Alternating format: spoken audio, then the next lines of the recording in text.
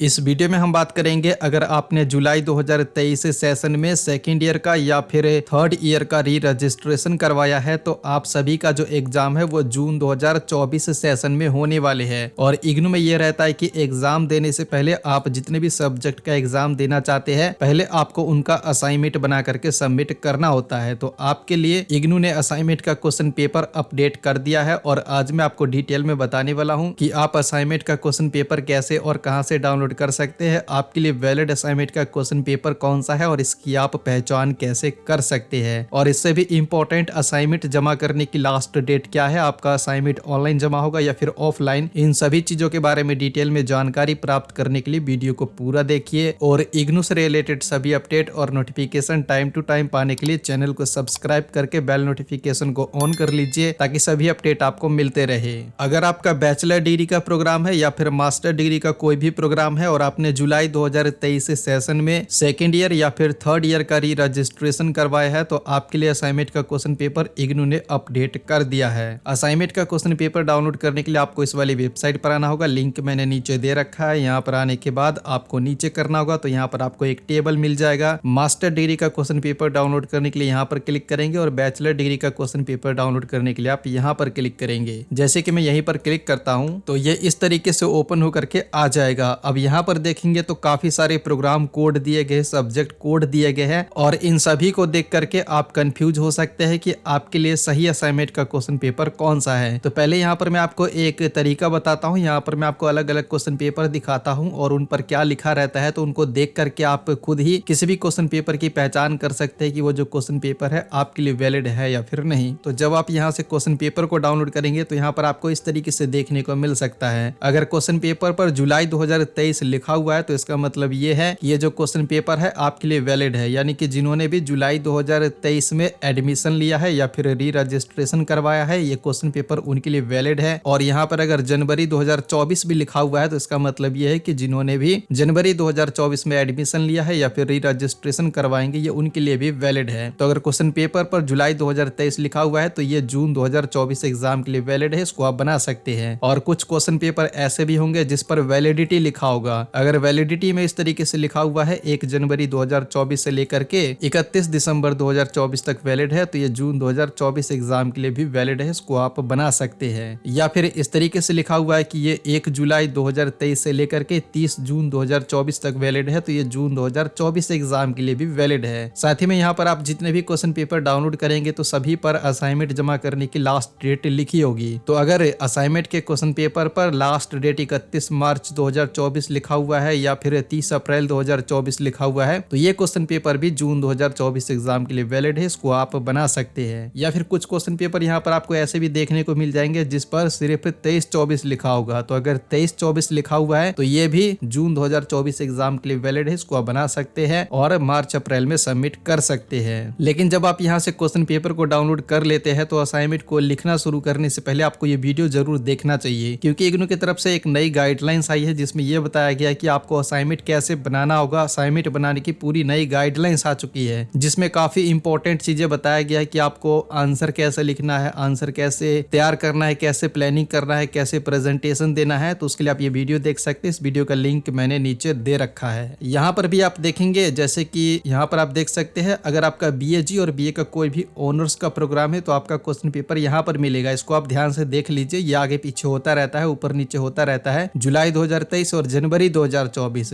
इस पर क्लिक करेंगे तो यहाँ पर जुलाई 2023 लिखा हुआ है तो ये क्वेश्चन पेपर आपके लिए वैलिड है। यहाँ से अगर आप कोई भी क्वेश्चन पेपर को ओपन करते हैं और यहाँ पर जुलाई 2023 लिखा हुआ है तो ये आपके लिए वैलिड है, इसको आप बना सकते हैं और जून 2024 एग्जाम के लिए सबमिट कर सकते हैं। बीएससीजी का यहाँ पर आपको मिल जाएगा तो इन सभी पर वैलिडिटी लिखा हुआ है जैसा कि मैंने आपको बताया। यहाँ पर आप देख सकते हैं 31 दिसंबर 2024 तक दिखा रहा है तो ये जून 2024 एग्जाम के लिए भी वैलिड है। बीए का जो आपका ओल्ड सिलेबस है उसका क्वेश्चन पेपर यहाँ पर दिया गया है तो यहाँ पर आप देख लीजिए जुलाई 2023 जनवरी 2024 तो ये जो सेक्शन दिया गया है इसी में से आपको क्वेश्चन पेपर को डाउनलोड करना है और यही वाला बना करके सबमिट करना है। जुलाई 2023 यहाँ भी लिखा हुआ है तो ये वैलिड है। बीकॉम जी का आपको यहाँ पर मिल जाएगा तो यहाँ पर देखेंगे तो 23-24 लिखा हुआ है, 23-24 लिखा हुआ है तो ये आपके लिए वैलिड है, इसको आप बना सकते हैं। और इसमें देखेंगे तो जो क्वेश्चन पेपर है उस पर आपको वैलिडिटी लिखा हुआ दिखेगा जैसे कि यहाँ पर आप देख सकते हैं 30 जून 2024 है तो ये जून 2024 एग्जाम के लिए भी वैलिड वैलिड है। तो सारे क्वेश्चन पेपर आपको यहाँ पर मिल जाएगा। अगर कोई क्वेश्चन पेपर आपको समझ में नहीं आता है तो मेरे पास ईमेल पर सेंड कर देना, मैं उसे चेक करके बता दूंगा। मास्टर डिग्री का डाउनलोड करने के लिए आप यहाँ पर क्लिक करेंगे तो यहाँ भी ऐसे ही ओपन हो जाएगा और यहाँ पर प्रोग्राम वाइज जो क्वेश्चन पेपर है वो दिया गया है। तो यहाँ पर आपको क्या देखना है, जैसे कि कोई भी क्वेश्चन पेपर आप ओपन करते हैं तो इस पर 23-24 लिखा हुआ रहना चाहिए, या फिर क्वेश्चन पेपर को अगर आप ओपन करते हैं तो जैसा कि मैंने आपको बताया अगर जुलाई 2023 लिखा हुआ है तो ये आपके लिए वैलिड है, इसको आप बना सकते हैं और मार्च अप्रैल में सबमिट कर सकते हैं। यहाँ भी अगर आप कोई भी क्वेश्चन पेपर देखेंगे जैसे कि MEG का, तो यहाँ भी देखेंगे इसमें भी जुलाई 2023 लिखा हुआ है। कोई भी क्वेश्चन पेपर अगर आप यहाँ से ओपन करते हैं तो इसके अंदर भी जुलाई 2023 लिखा हुआ है, यानी कि जिन्होंने जुलाई 2023 में एडमिशन लिया है या फिर सेकेंड ईयर का या फिर थर्ड ईयर का री रजिस्ट्रेशन करवाया है तो ये उनके लिए वैलिड है। ऐसे ही यहाँ पर आपको डिप्लोमा का और सर्टिफिकेट सभी प्रोग्रामों का क्वेश्चन पेपर देखने को मिल जाएगा। MCOM का आपको यहाँ पर देखने को मिल जाएगा। जैसे कि